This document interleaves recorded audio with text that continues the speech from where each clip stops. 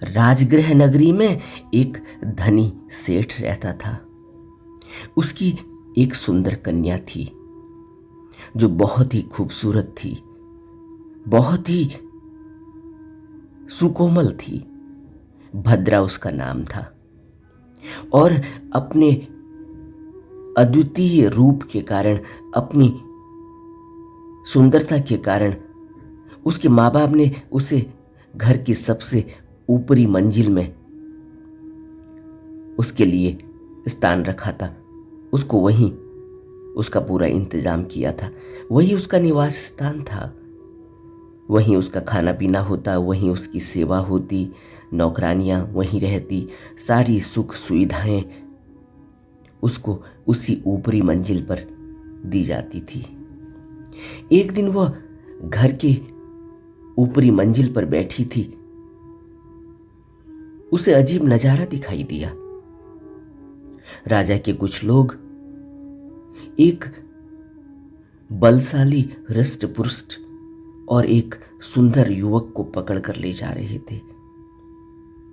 वह अपने घर की छत से यह सब देख रही थी, लेकिन वह जवान इतना बलवती और इतना हृष्ट पुष्ट और खूबसूरत था कि उसका मन पुलकित हो उठा, मचल उठा।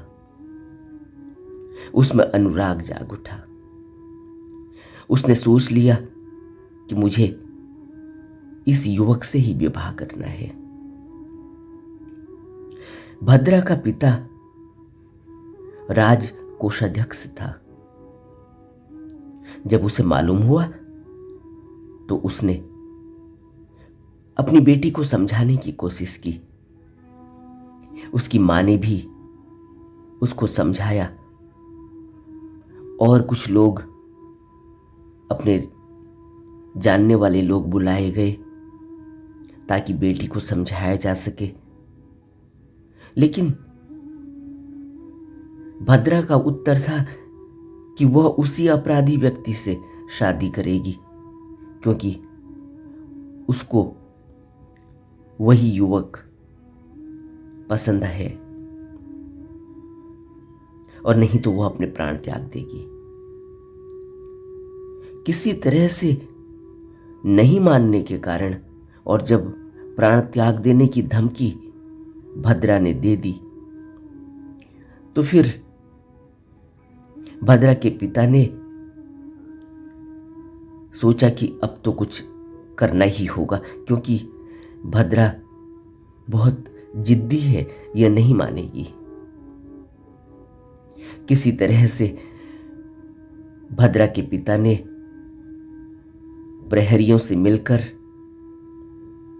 उस युवक को बचा लिया और उसकी जगह दूसरे युवक को पेश किया गया। वह युवक चोर था और चोरी के इल्जाम में उसको पकड़कर उस समय ले जाया जा रहा था जब भद्रा ने उसको अपनी छत से देखा था और उसको मृत्युदंड सुना दिया गया था। लेकिन भद्रा के पिता ने प्रहरियों से मिलकर उस युवक को बचा लिया और उसकी जगह दूसरे युवक को उसकी जगह खड़ा कर दिया और उसको मृत्युदंड की सजा मिल गई। लेकिन यह युवक बच गया, छूट गया। इसका नाम सत्तुथक था। सत्तुथक उसे, क्योंकि उस सुकन्या को यह भाग गया था, अब और कुछ किया नहीं जा सकता था, क्योंकि उसने अपना प्राण त्यागने की धमकी दे डाली थी। तो उस युवक को जब लाया गया तो उसे सुगंधित जल से नहलाया गया, संवारा गया और विवाह की तैयारियां शुरू कर दी गई।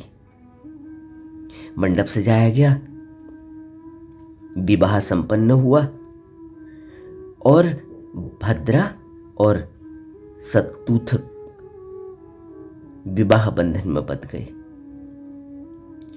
सत्तुक चोर था, लेकिन उसके क्योंकि मन की जो प्रवृत्ति होती है वह तो सामने ही आ जाती है, क्योंकि वह एक चोर था और उसके मन में चोरी की प्रवृत्ति इतनी गहरी बैठी हुई थी कि विवाह के दौरान में ही उसने भद्रा के कीमती आभूषण देख लिए, वैभव देखा,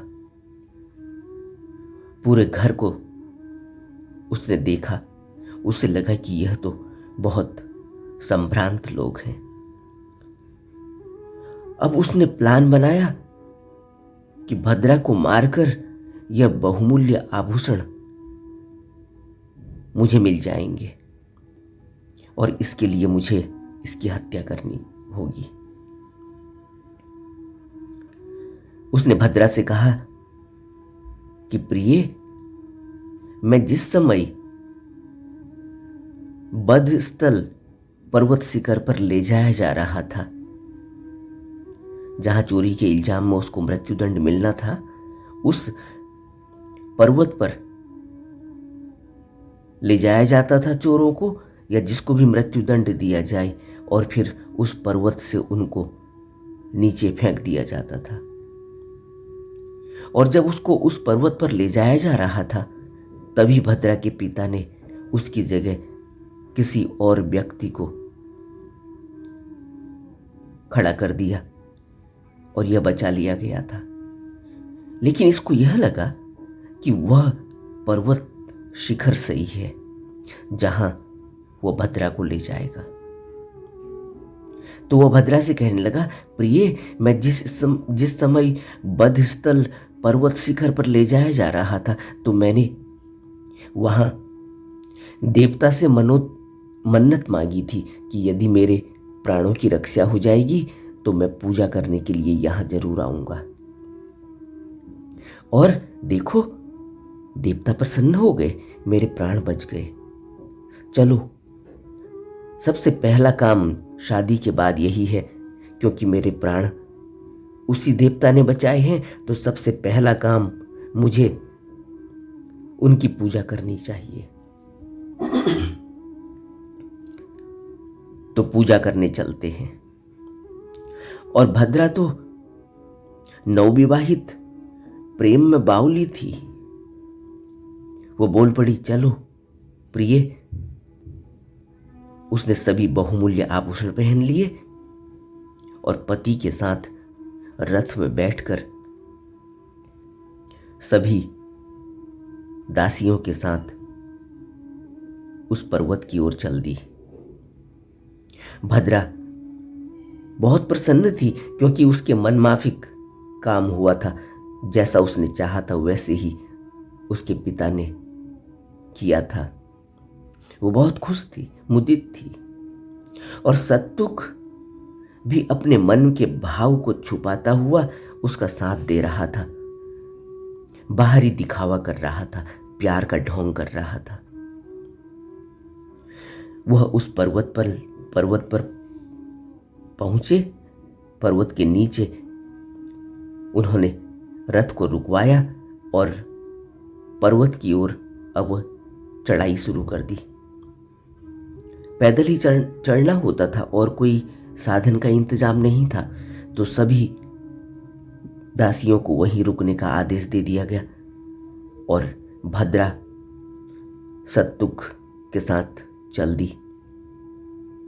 सत्तुक ने कहा कि सबका काम नहीं है, इन दासियों का हम वहां क्या करेंगे ले जाकर, पूजा तो हमने करनी है। इसलिए भद्रा ने भी स्वीकार कर लिया और सभी दास दासियों को वहीं रथ के साथ ही नीचे रुकने को कहा।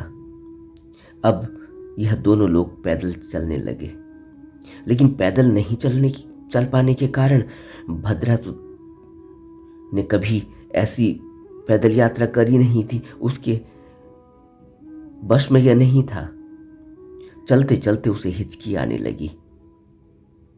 तभी सत्तुक ने पूजा सामग्री लिए सत्तुक आगे आगे जा रहा था।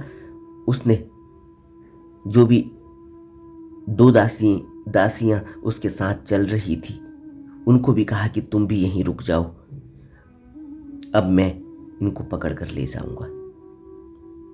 वो सत्तुक भद्रा को पकड़कर धीरे धीरे चढ़ाई करने लगा। सत्तुक गंभीर था और सारा प्लान, सारा ताना बाना उसने भद्रा को मारने का बुन लिया था। अब वो उसे अंजाम देने को जा ही रहा था। शिखर पर पहुंचे और वहां पहुंचते ही जहां चोरों को नीचे धकेल दिया जाता था और उनके प्राण पखेरु उड़ जाते थे, उनकी मृत्यु हो जाती थी, भद्रा को शंका हुई, संदेह हुआ। सत्तुक बोला, भद्रा तुम अपने सब आभूषण उतार दो। भद्रा का प्रश्न था, क्यों? सत्तुक तेज स्वर में बोला, मैं कहता हूं कि उतार कर गठरी में बांध दो, केवल एक साड़ी पहने रखो। भद्रा तो सन्न रह गई। वह बोली, प्रिय मैंने क्या अपराध किया है?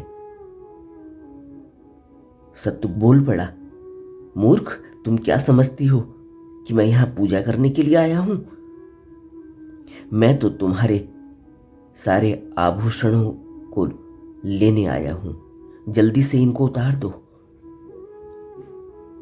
भद्रा बोली, प्रिय ये तो सब आभूषण तुम्हारे ही हैं, तुम मेरे पति हो, तुम्हारे अलावा और सब यह किसके हैं? तुम्हारे ही तो हैं। सत्तुक बोला, यह मैं नहीं जानता, तुम जल्दी करो। भद्रा को एक उपाय सूझा। अचानक भद्रा के मन में एक ख्याल आया। वह मुस्कुराई।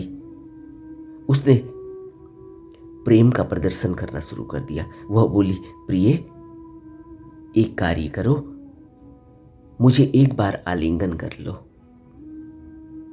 मुझे एक बार गले से लगा लो, यह फिर सब आपका ही है। सत्तुक की हंसी छूट गई।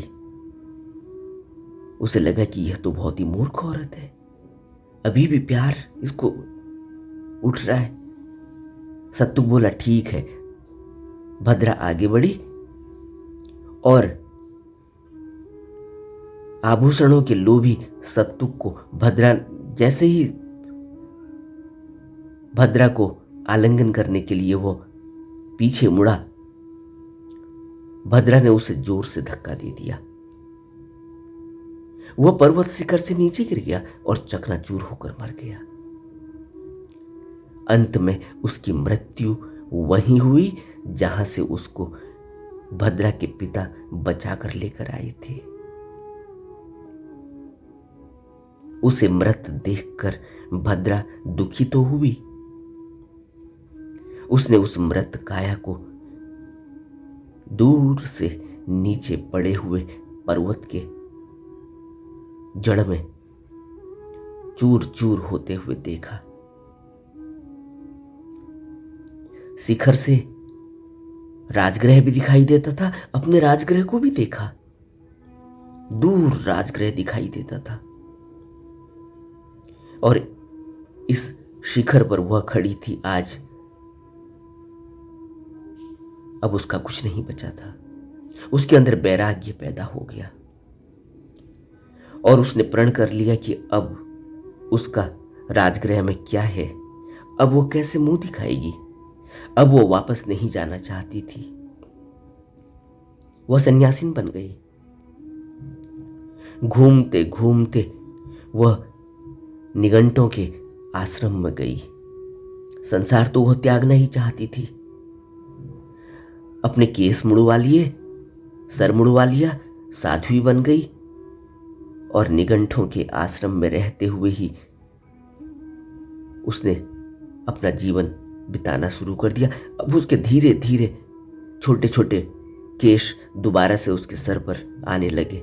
बाल तो घुंघराले थे ही, इसलिए सभी उसे कुंडल केसा कहने लगे। आश्रम में उसने ज्ञान अर्जित किया, शास्त्र पढ़े, तर्क पढ़ा, न्याय पढ़ा, समस्त ग्रंथों को पढ़ा। उसके अंदर ज्ञान प्रकट होने लगा, समझ पैदा होने लगी, तर्क जगने लगा। और कुशाग्र बुद्धि तो थी ही, क्योंकि राज परिवार से थी। वाद विवाद में बहुत तीक्ष्ण थी, पटु थी, और शास्त्र भी उसने बहुत अच्छे तरीके से पढ़ लिए थे। अब वह इन शास्त्रों से आगे जाना चाहती थी। घूम घूम कर वह शास्त्रार्थ करने लगी। उसे लगा कि वह सब जानती है, अब कोई उससे शास्त्रार्थ करे, उससे वाद विवाद करे,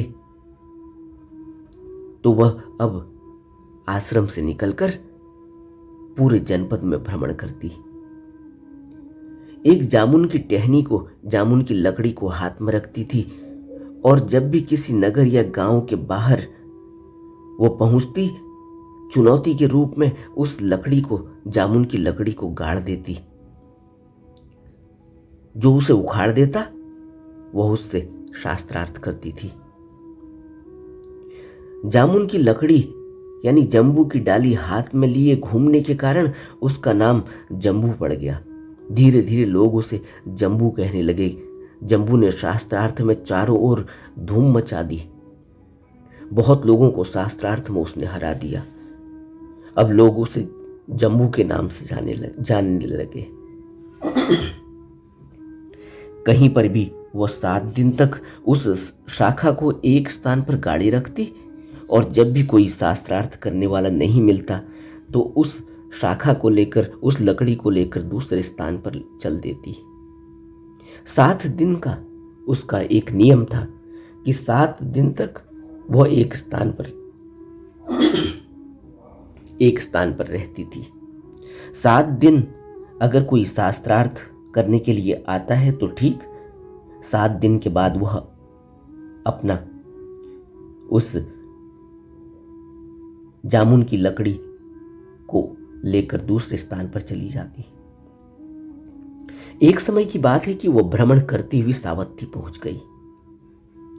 नगर के बाहर उसने अपने चिरपरिचित अंदाज में उस लकड़ी को गाड़ दिया। वहां कुछ लोग, बच्चे, कुछ आदमी आकर खड़े हो गए कि कौन भिक्षुणी आई है, लकड़ी गाड़ दी है। तो उसने सबको बता दिया कि जो भी उसके प्रश्नों का उत्तर देने की प्रतिज्ञा करेगा वही इस लकड़ी को उखाड़ सकता है। अब सुबह हुआ, सुबह की बात है, सुबह हुई, भिक्षाटन का समय हुआ। अब सावत्ती में पहुंची थी तो सावत्ती में भिक्षु भिक्षाटन के लिए निकलने लगे। रास्ता वही था। उसने शाखा को सहेजा और भिक्षाटन हेतु वह भी निकल पड़ी। लेकिन जो आसपास में बच्चे आए और कोई आदमी आए, उसने सबको बता दिया था कि यह लकड़ी क्यों गाड़ी गई है। अब सारिपुत्र भी उधर से विचरण कर रहे थे, भिक्षाटन हेतु निकल रहे थे। उन्होंने उस शाखा को देखा और उसके पास में कुछ लोगों को इकट्ठा हुए देखा, बालक देखे। तब उन्होंने पूछ लिया कि यह शाखा कैसी पड़ी है, यह लकड़ी क्यों गाड़ी गई है। तब बच्चों ने उत्तर दिया कि यह जंबू ने गाड़ा है, और कोई न उखाड़े, इस लकड़ी को कोई न उखाड़े, यह वह कह कर गई है कि जो भी इसको उखाड़ेगा, उखाड़ने का साहस करेगा, वह उसके प्रश्नों का उत्तर दे। सारिपुत्र ने कहा कि अगर मैं उखाड़ कर रख दूं तो बच्चे बोल उठे कि आपको फिर जंबू के प्रश्नों का उत्तर देना होगा। सारिपुत्र बोले, अच्छा ऐसा करो बच्चों, तुम उखाड़ दो, मैं उसके प्रश्नों का उत्तर दूंगा। बच्चे उत्साहित थे, उन्होंने शाखा को उखाड़ दिया और बोले कि अब जम्बू से क्या कहेंगे, क्योंकि जम्बू तो भिक्षाटन को गई हुई है। तब सारीपुत्त ने कहा कि कह देना कि सारीपुत्त ने उखड़वाया है और मैं जेतवन में विहार करता हूं।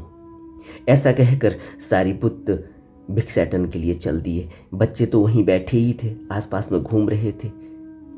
जम्बू वापस आई लौटकर भिक्षाटन से। उसने देखा कि शाखा तो है ही नहीं, लकड़ी तो उखाड़ दी गई है। उसने बच्चों से पूछा कि किसने यह हिम्मत की। तो बच्चों ने कहा कि सारीपुत्त नाम के एक भिक्षु ने इसे उखड़वाया है और उन्होंने कहा है कि वह जेतवन में रहते हैं। वह तुरंत ही जेतवन की तरफ बढ़ गई। उसने शास्त्रार्थ का निर्णय कर लिया। वह रास्ते में जाती हुई सावित्री नगर के गली मोहल्ले में घोषणा कर रही थी कि क्या आप लोग साखियों और मेरे शास्त्रार्थ को सुनना चाहते हो, देखना चाहते हो, तो आओ, मैं साखियों के साथ, भिक्षुओं के साथ, सारीपुत्त नाम के भिक्षु के साथ शास्त्रार्थ करने जा रही हूं। उसने अपने साथ रास्ते में चलते चलते सावत्ती से जेतवन पहुंचने तक बहुत लोगों को इकट्ठा कर लिया। भीड़ लग गई, कौतूहल बढ़ गया। आगे आगे जम्बू कुंडलकेसी चल रही थी और पीछे पीछे भीड़ चल रही थी। सभी जेतवन विहार पहुंच गए। सारीपुत्त एक पेड़ के नीचे भिक्षाटन से आने के बाद छाया में बैठे थे। कुंडलाकेसी वहां पहुंच गई। उन्होंने शिष्टाचारवत नमन किया, बंदामी की और बोली कि आपने मेरी शाखा उखाड़ी है। सारीपुत्त मुस्कुराए और बोले, हाँ बहन, मैंने ही उखाड़ी है। उसका प्रश्न था कि अब तुम्हें मेरे प्रश्नों का उत्तर देना होगा। सारीपुत्त संयत थे, बोले हाँ जरूर। सारीपुत्त ने सब उसके प्रश्नों का यथोचित उत्तर दे दिया। अब सारीपुत्त की बारी थी। उन्होंने पूछा कि बहन बताओ, वह क्या है, वह एक क्या है। जम्बू उत्तर देने में असमर्थ रही कि एक क्या है। विचार किया, लेकिन कुछ समझ में नहीं आया कि एक क्या है। फिर बोली, आप ही बताइए, आप ही उत्तर दीजिए।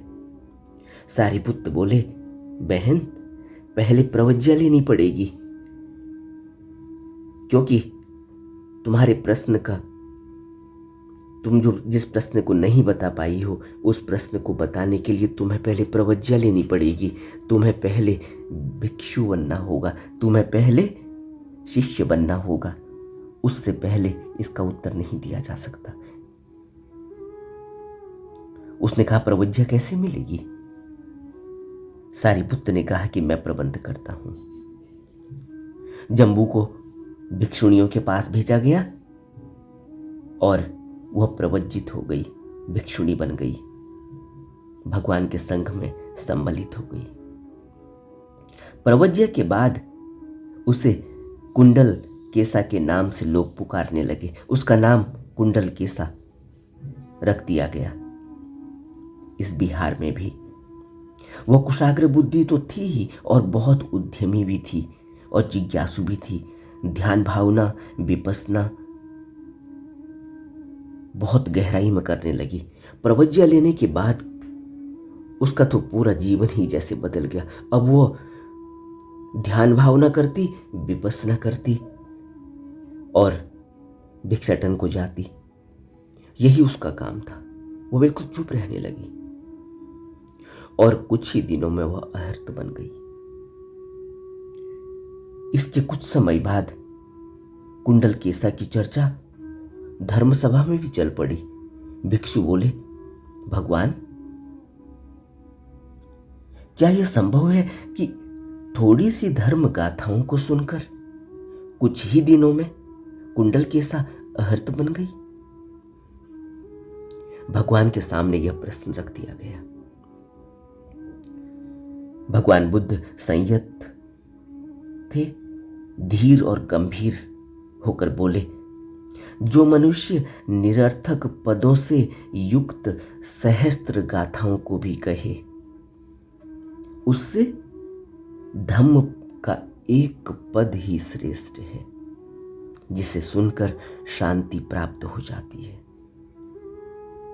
यह बात इसलिए कही गई थी क्योंकि सहस्त्रार्थ करने से, शास्त्र पढ़ने से ज्ञान तो बहुत हो जाता है, लेकिन जब तक धम्म न मिले, जब तक धम्म से साक्षात न हो, और धम्म कौन देगा? धम्म का तिनका तो सारिपुत्र ने दिया था कि एक क्या है, सिर्फ एक को जानना होगा। खूब शास्त्र पढ़ देने से, खूब ग्रंथों को पढ़ देने से और दुनिया भर में शास्त्रार्थ करने से क्या होगा अगर एक को नहीं जाना? एक को जानना होगा। एक क्या है? तब बुद्ध ने कहा था कि ऐसा धम्म श्रेष्ठ है, धम्म का एक पद श्रेष्ठ है, जिससे सुनकर शांति प्राप्त हो जाती है। जो मनुष्य युद्ध में हजारों मनुष्यों को 1000 बार जीत लेता है, तो भी उससे बढ़कर युद्ध में जीतने वाला वो है जिसने अपने आप को जीत लिया, अपने आप को जीत लिया। और निरर्थक पद समूह वाली सैकड़ों गाथाओं से धम्म का एक पद श्रेष्ठ है, जिसको सुनकर शांति प्राप्त हो जाती है। अपने को जीतने वाला व्यक्ति ही श्रेष्ठ होता है। अपने को जीतने वाला ही जितेंद्रिय होता है, उसी को महावीर कहते हैं, महान कहते हैं, श्रेष्ठ कहते हैं। ऐसा व्यक्ति समग्र मानवता की खुशी और सुख का आश्रय होता है, आसरा होता है।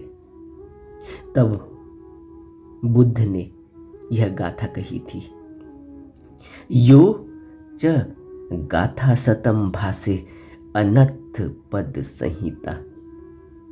यो च गाथा सतम भासे अनथ पद संहिता, एकम धम्म पदम से यो यम सुत्वा उपसम्मति। एकम धम्म पदम से यो यम सुत्वा उपसम्मति। सिर्फ एक पद धम्म का जो शांत कर देता है, स्थिर कर देता है, जिससे शांति आ जाती है, जिससे जितेंद्रिय महावीर होया जा सकता है, श्रेष्ठ होया जा सकता है, महान होया जा सकता है। हमें भी इस कहानी से और बुद्ध के वचनों से अपने जीवन को संवार लेना चाहिए। यह बहुत ही मूल्यवान मौका है और मनुष्य जन्म और यह मौका बार बार नहीं मिलता।